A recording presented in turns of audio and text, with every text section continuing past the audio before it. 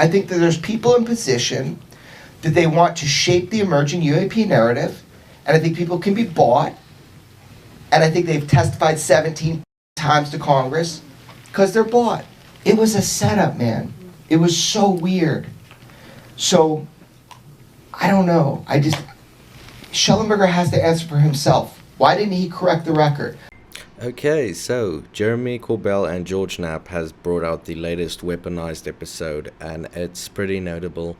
A lot of interesting things were said, some very good content to consume, very informational. So they made some serious beefs. First it was Sarah or Han, what the fuck's her surname?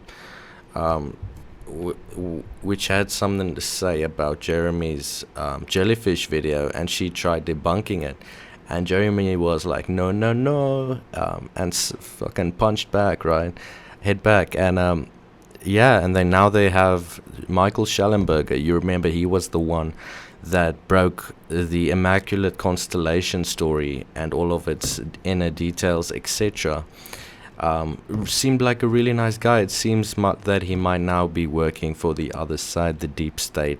Guys, let me know what you think about this. We're going to be covering every angle of this as always, and we're doing daily uploads, so subscribe, notifications on to be updated and have the best information at your earliest convenience as always, guys. And watch till the end, because the best parts are there. Like, comment, and the most important part is sharing, because that helps the absolute most.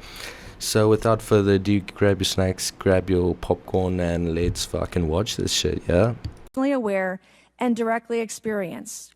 And we will hear testimony today concerning recent revelations about a purportedly secret UAP program whose existence and findings may have been improperly withheld from Congress. But before we get to the witnesses, we're going to have a few more opening statements from our colleagues. And one thing I wanted to add at the end of my closing statement is there is a document that will be entered into the congressional record today. Mr. Tim Burchett from Tennessee has this document, and we just distributed it to every member up here on the dais of this document. But this is going to be the original document from the Pentagon about Immaculate Constellation that Michael Shellenberger delivered to Congress today. So thank you, Mr. Shellenberger, for this information. We are all reading it in real time now, and Mr. Burchett will enter it into the record. But 12 pages about this unacknowledged special access program that your government says does not exist. So with that, I would... So basically at this point in the hearing that we watch live and streamed on here, guys, make sure to check it out. Whenever there's a hearing, I watch it and I stream it live, have a conversation with the best community, right? So we always check that stuff out. So basically at this point, Jeremy Corbell was not happy, and supposedly he screamed something like, they put something in the congressional record that he did not agree with. He said there was some sneaky shit going on, and it's really good. Check this out. I'd like your perspective on Michael Shellenberger and his potential role in this. And how did he get called as a witness? Who is this guy? And because I've not heard of him before the hearing, but you sure have. You know him better than I do.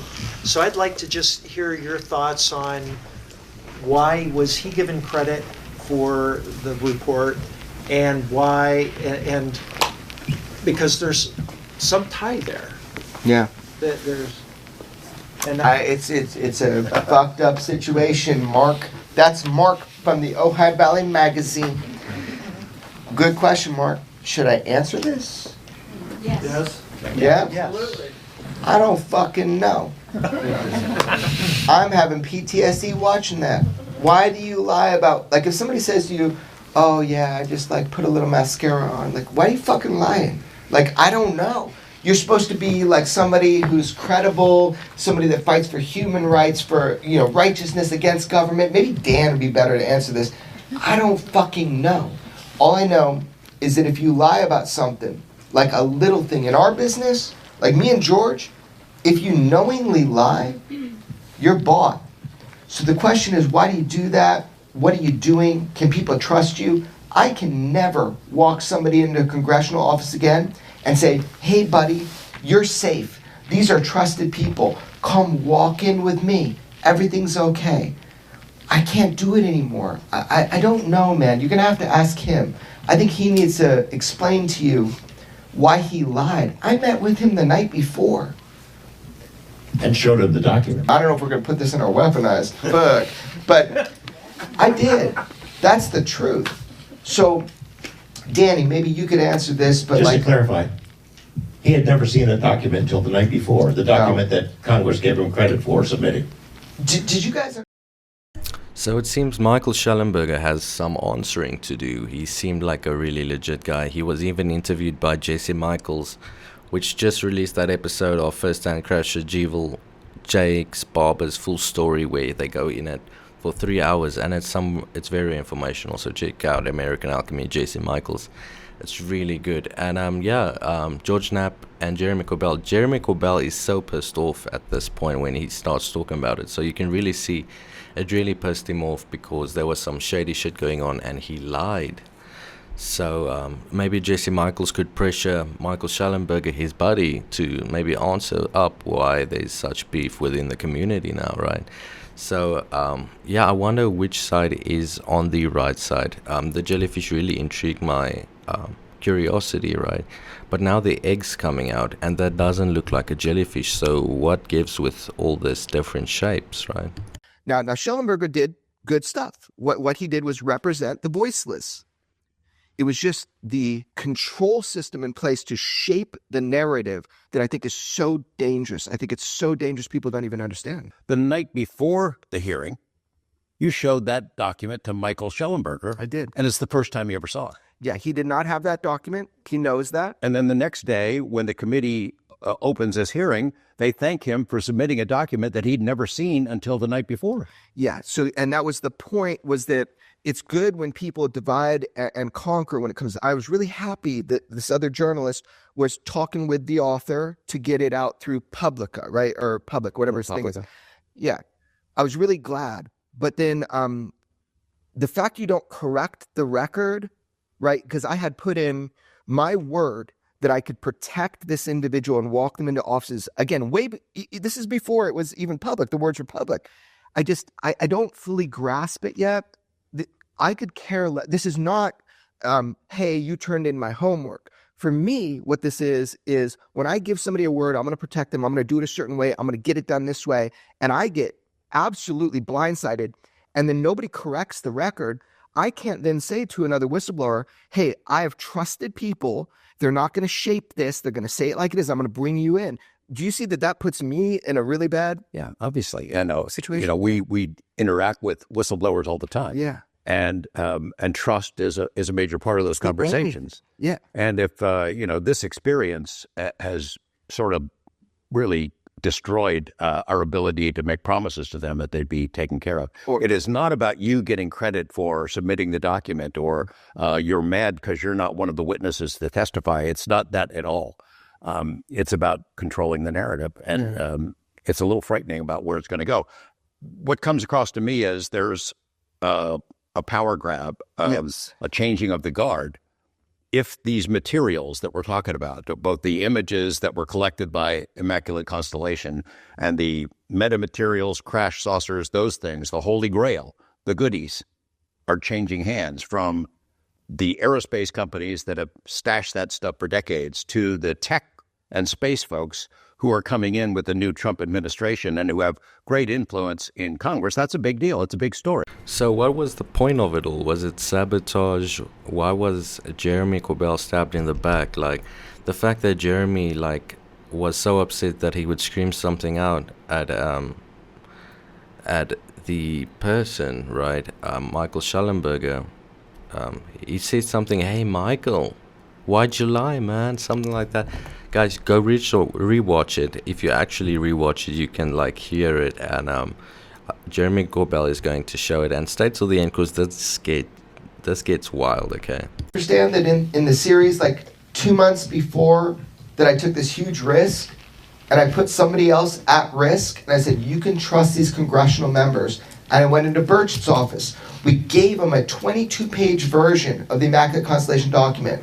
I brought the human being in with us, Ryan. He was embedded in our camera crew, pretending he was our camera crew or just with us. And then I said, hey, Rep Burchett, do you trust me? He's like, yeah. I'm like, I'm bringing somebody in. All cameras are leaving, just you and me and a guy. And he's like, cool.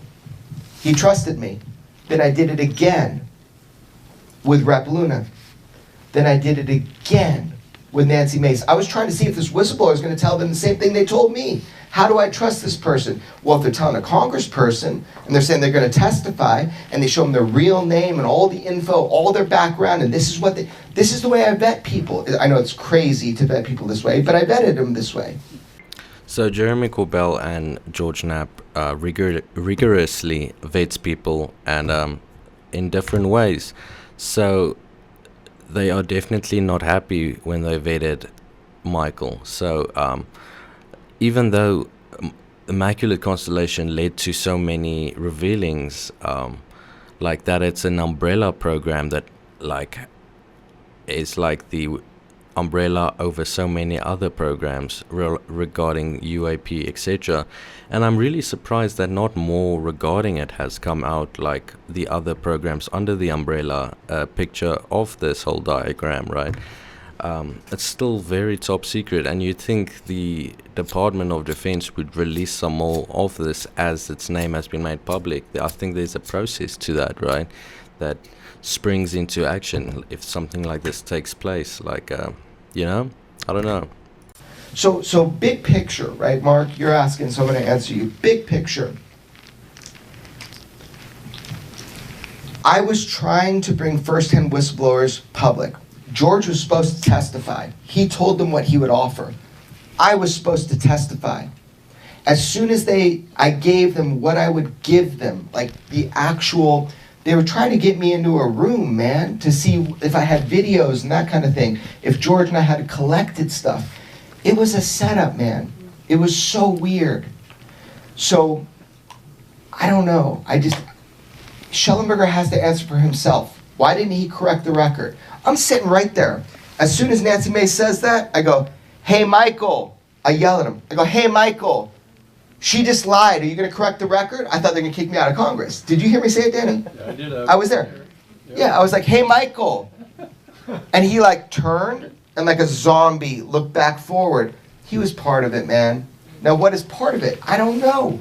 They're positioning people. They're ordaining people to be the people that speak for this issue. That is, I think, the real story. I think you're right. That's the obvious answer here. It's the obvious answer. I think it's true. I think that there's people in position that they want to shape the emerging UAP narrative, and I think people can be bought, and I think they've testified 17 fucking times to Congress because they're bought. But I don't know. You should ask the human being and not me. I can talk about me. What I know is I fought fucking hard to protect whistleblowers, and I know I'll never trust that system again. I think George can answer this. He has seen this for 40 years. It is being covered up.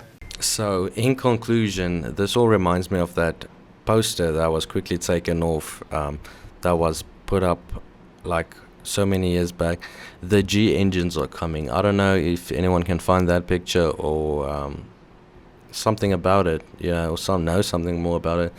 But yeah, that never happened. So I guess the G engines went dark and people did not benefit from these new technologies, and it's all just secret and they don't want to help China, and it's such greed and, you know, bad things about society taking the top place, taking the decisions, all that stuff.